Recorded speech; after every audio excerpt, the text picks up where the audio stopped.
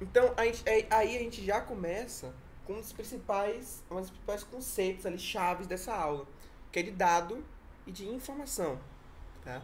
Um dado, gente, objetivamente falando, ele é uma representação de um fator real dentro da realidade, tá? Então, um dado, por exemplo, é você medir, aferir no caso, a pressão arterial de um paciente. Isso é um dado, é uma forma que está, é algo, algum conceito que perdura sobre a realidade. Então, uma forma de você representar a realidade. Por exemplo, o paciente tem diabetes. Mas é só falar tipo assim, você tem diabetes para ter diabetes? Não, você precisa de um exame bioquímico, né, de glicemia, onde você vai avaliar aquela realidade. Então, dado a extração disso. Eu sei que é um conceito muito subjetivo e que pode não fazer muito sentido, mas é importante a gente ter esses conceitos em mente, tá? Então, dado é isso. O dado, ele tem unidade do dado, que é o objeto, então nesse caso seria a diabetes, né, nesse caso específico. Nós temos, além da unidade de dados, nós temos valor, né? Ou seja, qual valor que ele se adequa, é um valor qualitativo, quantitativo, né? Ou seja, a gente consegue quantificar, então glicemia a gente consegue quantificar, né? 90, 80, 70, 60, a gente consegue quantificar, né? Que é o valor, e a variável, né? O que aquilo representa de desfecho clínico, né? Então, a variável é se o paciente tem uma glicemia alta ou não, né? A unidade seria a glicemia e o valor, né, seria a situação de ser quantitativo nesse caso e ser expresso em um número, né? Então, isso é algo bem, como posso dizer, bem teórico, né, bem subjetivo, mas é isso que compõe um dado, tá? Então isso pode ser aplicado para, vou aplicar mais uma vez assim só para a gente a nível de fixação do conhecimento, né? Mas, por exemplo, é, vamos dizer assim, se você, Estado civil é um dado, ele representa algo da realidade. Nesse caso, como a pessoa se comporta frente ao relacionamento, né? Então a pessoa é casada, é solteira, viúva, sabe? A unidade é, no caso, o é essa relação, qual é o estado civil, né? Qual o estado civil é a unidade. O valor vai ser casado, solteira, é um valor quantitativo, qualitativo, ou seja, não é sobre a quantidade, e sim sobre a qualidade, sobre o que é, né? Então nós temos valores qualitativos que são ordinais ou nominais. Ordinais é quando segue uma ordem. Então, por exemplo, em que série do ensino médio o seu grupo de estudo está inserido? Primeiro, segundo, terceiro ano, tem uma ordem, uma hierarquia através dos números. E nominal é aquela variável onde você é seu nome, então solteiro, casado, nesse caso do estado civil é nominal, tá? E no futuro a gente vai conseguir comparar essas variáveis, né, frente a outras, enfim. E as variáveis que justamente é essa alteração, né, essa a unidade no caso seria a pessoa que está estudando, né, enquanto a variável seria a alteração do estado civil, tá? Então isso que compõe um dado. E o que é uma informação? Uma informação é quando você pratica uma análise sobre aquele dado. Então, por exemplo, existem 1.500 casos de, sei lá, tô chutando o número, tá, gente? Existem 1.500 casos de Covid-19 na Bahia. Isso é muito, isso é pouco, isso aumentou, isso diminuiu. Toda essa análise, essa inferência, essa utilização de dados é o que a gente considera como informação. Então, informação é um dado trabalhado, tá? E aí é isso com que a gente trabalha. A gente vai pegar algo que representa a realidade, algo que demonstra a realidade.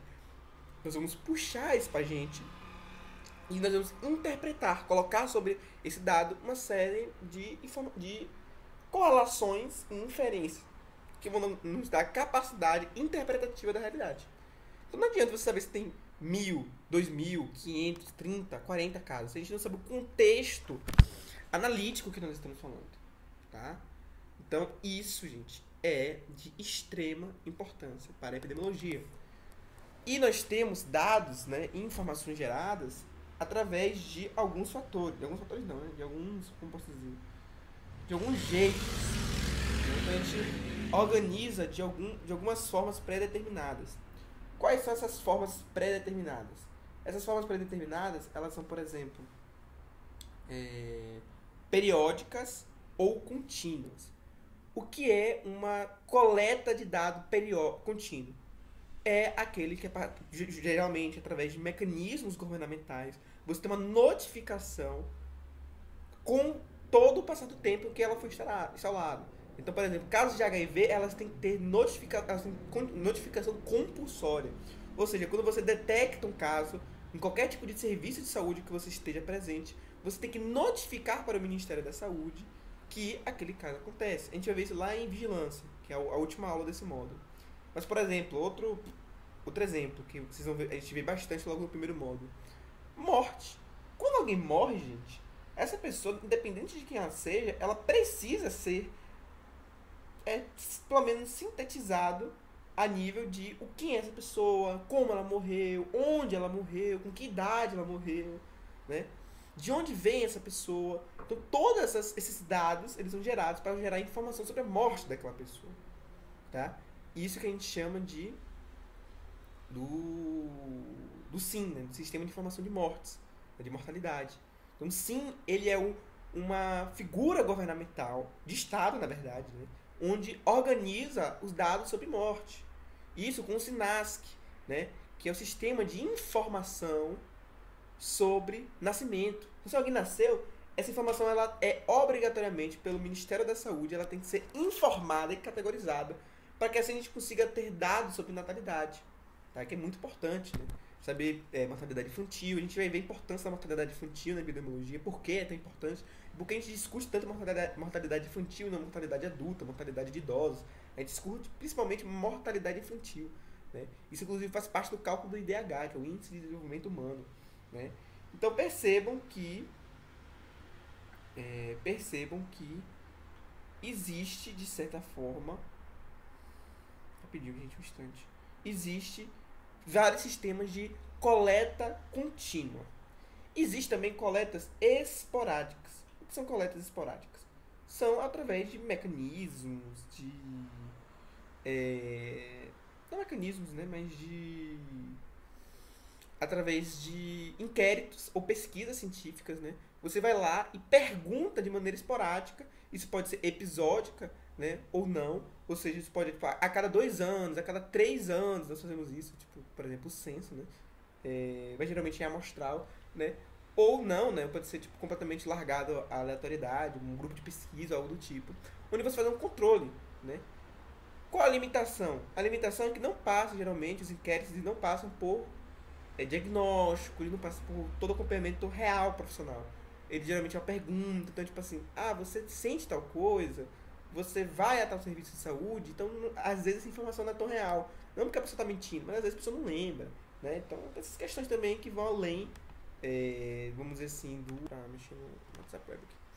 O SIM, ele vai justamente organizar os dados sobre morte, né? E um desses dados sobre morte é infarto agudo do miocárdio. A gente consegue extrair por tipo de morte, vamos dizer assim, né, que a gente vai chamar de desfecho, né? Por tipo de morte, a gente consegue definir, né, puxar lá no SIM, e aí a gente tem esses dados, consegue organizar esse gráfico. Tá? Vamos lá, a segunda questão. Elabore uma frase interpretando os resultados do gráfico. Tá? Então, isso é muito importante. A interpretação. E é isso que vai ser cobrado na prova. Não vai ser cobrado para vocês decorarem o sim. Aí é só para realmente trazer esse aspecto, né? Não é para decorar o sim, não é para, meu Deus, decorar os artigos, os conceitos de maneira bem minuciosa, sabe? Os conceitos são importantes para que a gente consiga compreender a realidade. Parece muito simples no começo, mas vocês vão percebendo que quando chegar no segundo módulo que se torna um pouco mais complexo. Por quê? Porque nem toda conclusão tão óbvia assim que a gente pode tirar na nossa cabeça é real. A gente precisa saber muito das limitações dos nossos dados, tá? Mas de maneira geral, né, esse gráfico ele organiza sobre a mortalidade do infarto agudo do miocárdio de maneira a organizar através de faixas etárias, e essas faixas etárias demonstram que quanto maior for a idade, maior o número de casos, né, de infarto agudo do miocárdio, demonstrando que esses grupos geralmente são mais vulneráveis, né? Isso aí é uma interpretação extra, tá? e a frequência ela é maior na faixa etária, né, ali a partir dos 40, 45, né, e ela é menor desse mesmo ponto de vista, tá? Perceba, eu descrevi o gráfico, então é isso que você precisa fazer, essa é a interpretação do gráfico, ela mostra a frequência de infartos agudos do miocárdio por faixa etária. Você não pode deduzir nada além disso, né? A não ser que você tenha outras informações complementares, tá? Vamos lá. Todo mundo entendeu, gente?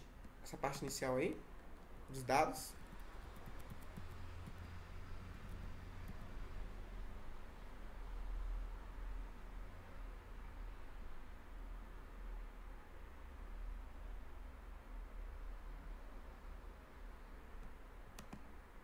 Tudo bem, gente?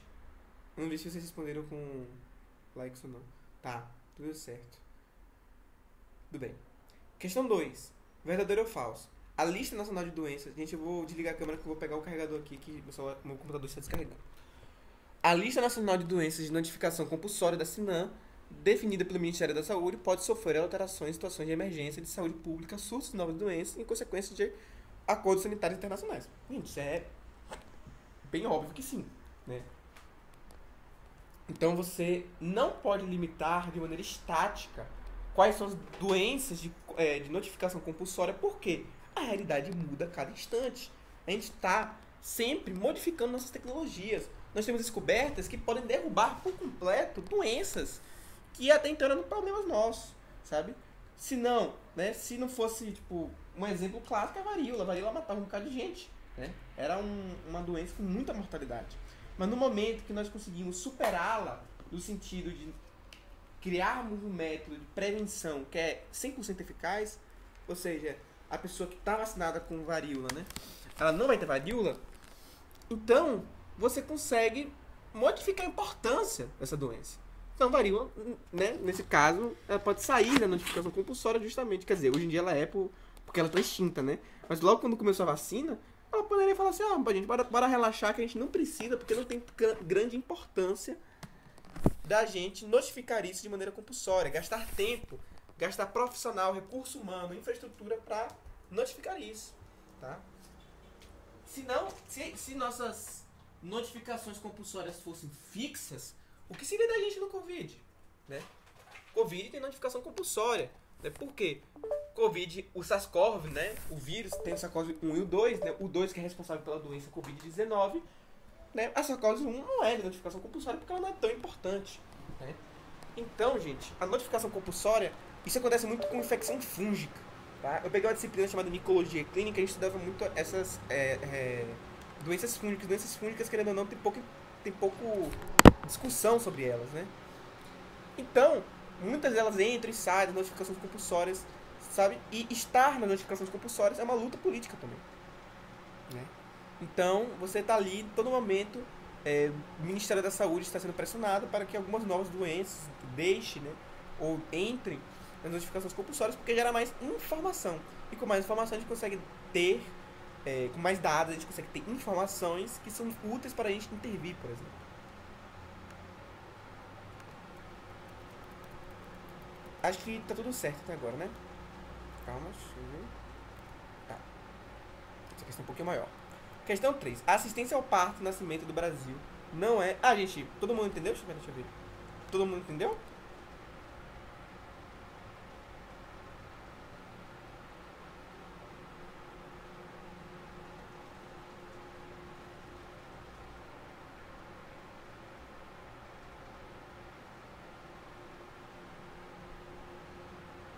Ok. Vamos lá. Assistência ao parto e nascimento do Brasil não é homogêneo, né? Ou seja, depende da situação. Às vezes a pessoa nasce no hospital, às vezes a pessoa não nasce no hospital, nasce no meio do caminho, enfim. Embora a maioria dos partos ocorra em ambiente hospitalar, o parto e nascimento domiciliar assistidos por parteiras tradicionais estão presentes no país. No país, principalmente nas regiões norte e nordeste, sobretudo as áreas rurais, ribeirinhas, de floresta, de difícil acesso e populações tradicionais quilombolas indígenas. Informação tirada pelo próprio Ministério da Saúde em 2010. Em caso de partos não hospitalares assistidos por parteiras tradicionais, qual o fluxo de notificação do nascimento até ser registrado no Sistema de Informações Nascidos do SINASC? Então vamos lá, vamos ver. Acho que é de múltipla escolha essa pergunta aqui, né?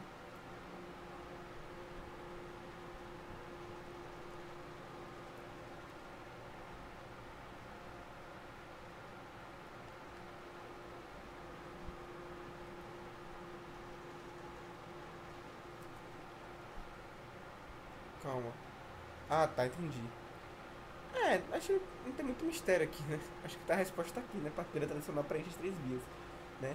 Então, como eu falei, né? O Synasc, gente, ele é um sistema de três vias, junto com SYN, né? Então, você precisa fazer documentações sobre, para cada instância, vamos dizer assim. No caso de parteiras, né? Dessa parte tradicional, o sistema é bem semelhante com o sistema de profissionais de saúde, né? Então, essa pessoa ela vai avisar para Secretaria Municipal de Saúde, que vai digitalizar e arquivar a primeira via, que vai mandar para a Secretaria Estadual, né? E aí é reconsolidada. E por último, não menos importante, esses dados eles são encaminhados por uma outra via para o Cisnasc, tá? Então, apesar dessas pessoas não terem acesso, né, ou por motivos culturais, ou por motivos econômicos, ou por motivos de logística, né, esse processo do Synasc ele acontece justamente por vias comuns, tá? Porque a única coisa que vai diferenciar é que não é no ambiente hospitalar, então isso é mais difícil de acessar, né? Mas a pessoa vai lá, avisa, né? Tanto que para ter seus direitos, para ter CPF, para ter RG, precisa, né? Dessa certidão de nascimento, que é um documento, né, de extrema importância, né? Para a questão burocrática da nossa organização política, né? Então, que vai ser adquirido lá no cartório de registro civil no, na segunda via, né, que é amarela, tá? Quer ver que fica na nossa mão. Então, basicamente é isso. Tem dúvida, gente, sobre isso? Tá bem representado aqui, né? Primeira via branca, pessoa que presta assistência ao parto, encaminha para a Secretaria Municipal de Saúde, né? Aí digita e arquiva a primeira via. Aí tem a via amarela, que é a responsável legal, utilizada na obtenção de certidão de nascimento junto ao cartório do registro civil, né? A terceira via é a responsável legal, outra responsável legal que apresenta na primeira consulta na unidade de saúde, né? E vai ser feita no estabelecimento civil, que é a terceira via, tá? Vamos ver o caso normal assim, hospitalar, né? Nada é normal. Cadê? Tem que ter três vias, né? Aqui, profissional de saúde cadastrado no Synasc, né? Primeiro vai na Secretaria Municipal de Saúde, né? Encaminhado, né? Pelo profissional de saúde cadastrado. O responsável legal, ele utiliza uma obtenção de certidão de nascimento, né? Junto ao cartório do registro civil, então lá onde se tira a certidão de nascimento. E a terceira via, que é a rosa, é o profissional de saúde cadastrado no Synasc. Tá? Então ele vai lá e cadastra para ter essa informação no sistema de informação. Esse dado no sistema de informação.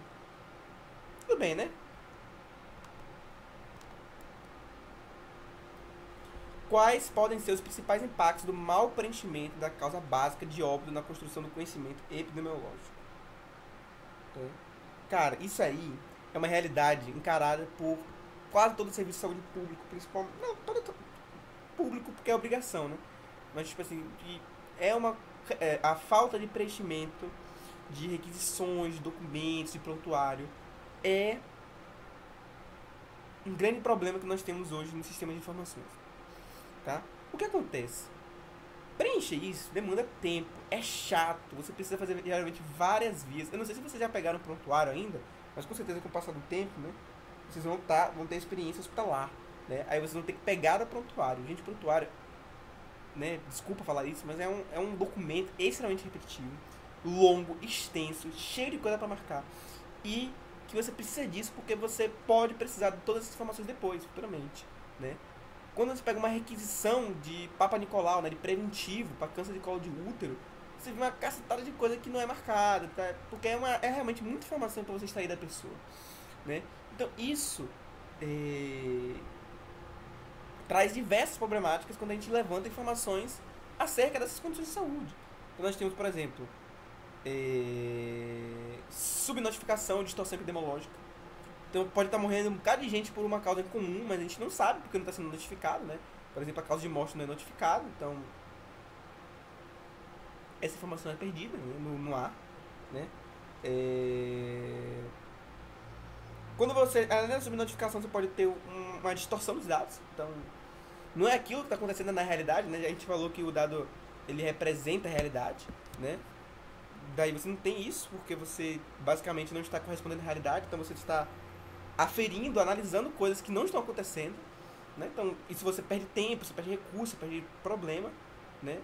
Você perde, então, problema na questão logística, de gestão, porque você não vai conseguir hierarquizar, não hierarquizar porque aí confunde com parte do SUS, né? Mas de você perde a capacidade de você conseguir elencar quais são as suas prioridades. Então, você não sabe se você precisa gastar muito dinheiro com sífilis ou gastar muito dinheiro para tratar o sífilis, né? Você precisa de gastar muito dinheiro. Eita, gente. Meu celular tava aqui apoiadinho. Gastar muito dinheiro pra você, tipo, melhorar o trânsito, porque, tipo, sabe, tudo isso se perde. Você tem problemas de intervenção. Quando o dado está distorcido, a gente não consegue intervir direito, porque o dado não vai corresponder. A informação gerada pelo dado não vai corresponder à realidade, tá? E aí, o fim disso são políticas públicas não adequadas. Ou seja, políticas públicas que são centradas na pessoa. O principal eixo, o principal componente das políticas públicas sempre foi e sempre será a população, né? Então, a população atendida, ela é a de suma importância ali, né? E quando você tem uma representação distorcida dessa população, é claro que os problemas não vão chegar, né? E isso se luta, por exemplo, na causa trans, se luta porque até hoje nos sistemas oficiais não tem mulher trans, não tem homem trans. Então como é que a gente levanta dados oficiais para a gente pautar nossas políticas públicas se não existe aquela informação gerada? Então no IBGE, gente, a gente não tem, repito, não tem ainda mulheres trans, homens trans, pessoas não binárias. A gente não sabe quanto tem no Brasil. A gente estima através de estudos amostrais, que a gente vai ver no segundo módulo, ou seja, a gente tira uma amostra daquela população para conseguir prever. Só que isso é limitado, gente. A gente precisa de um censo que inclua as pessoas trans para a gente conseguir calcular os fatores de risco dessas pessoas. Porque no IBGE, quando vai, o IBGE não, quando no SIM, quando vai para morte, né, a pessoa não é considerada mulher trans. Ela é considerada homem, né, pelo sistema. Então você não gera informações sobre como essas pessoas trans morrem, quantas morrem. Né? Tanto que a notificação no Brasil é feita pela ANTRA, que não é uma organização governamental, nem estatal. Entendem qual a problemática de gerar, né, informações erradas? E o mau preenchimento causa informações completas. Informações completas a gente não consegue prever. Isso acontece muito, gente. Muito, muito, muito mesmo. Eu vejo isso muito no serviço de saúde. Ah, por exemplo, aconteceu um lote de medicamentos saiu errado.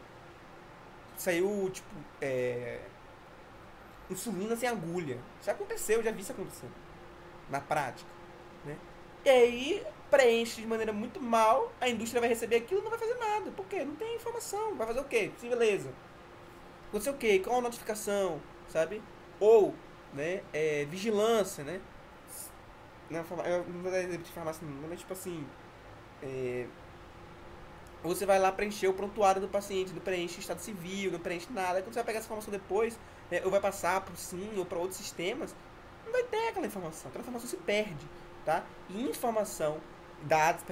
E dados são basilares para que a gente consiga formar informações, formar compreensão da realidade, e através da compreensão da realidade que a gente consegue intervir nela. Sem isso, a gente não tem políticas públicas adequadas, tá? Então, tudo entendido, gente, tudo certinho.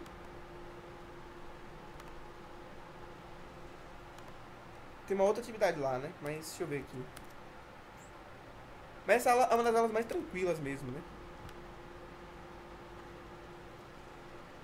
Ixi.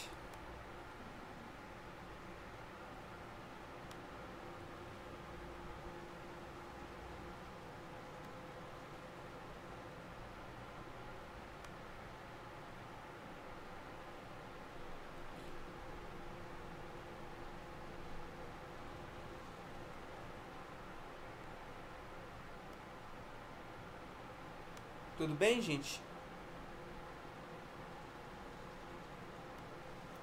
Deixa eu ver, tem atividade prática aqui. Atividade prática. Ah, que legal! Pra vocês mexerem em data suja. Data suja, gente, é uma forma de... Ah, que droga. Poxa, me animei agora que eu vi que você falou que data suja caiu. Gente, data suja é uma fonte de dados muito importante, né? Porque a gente tem tudo lá, tipo... Enfim, se caiu, deixa eu ver se tem tudo...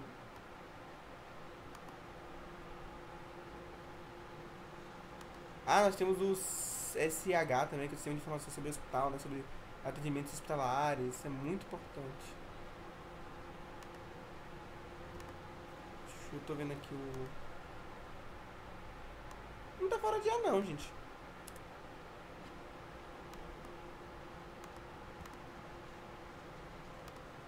Tô... fuçando aqui. Meu registro nacional.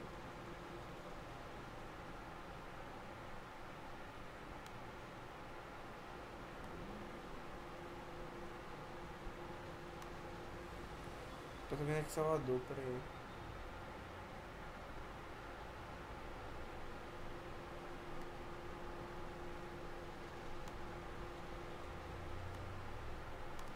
Peraí, gente, eu tô mexendo no DataSUS aqui. Super divertido. Tá, depois eu vejo isso aqui. Mas enfim, vejam lá. Mexam no DataSUS, tá? Esse funciona? Tá, deixa eu ver. Ah, é bem de boa aqui o exercício pelo que eu vi. Peraí, deixa eu voltar aqui.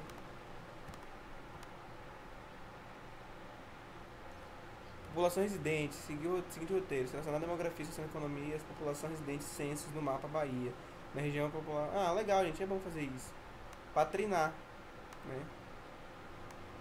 E ver esse impacto justamente na realidade. Vai ser bem legal, façam isso. Não tem motivo pra mostrar aqui, porque já responderam, né, a atividade, tá? Vocês têm alguma dúvida, gente? Entenderam a diferença entre dado, informação? Tudo certo? Não entendeu a diferença entre dado e informação?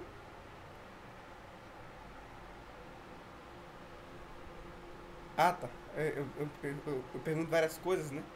Aí atrapalha tudo. Gostaram da monitoria de hoje?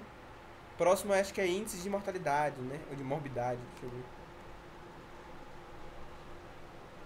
Medidas de morbidade, a gente vai ver doenças e agravos, né? Fala sobre coeficientes, essas coisas. Tá bom? Só uma dúvida, quanto às monitorias gravadas, você vai estar disponibilizando onde para mim pegar e ver? No meu canal. Eu mandei o canal lá, mas toda vez eu mando assim, mando tipo assim, aula gravada, não sei o que lá. Vou até parar de gravar aqui pra não ficar muito. Estou entrei no grupo agora. Você mandou no WhatsApp, eu entrei no grupo agora. Ah, tá.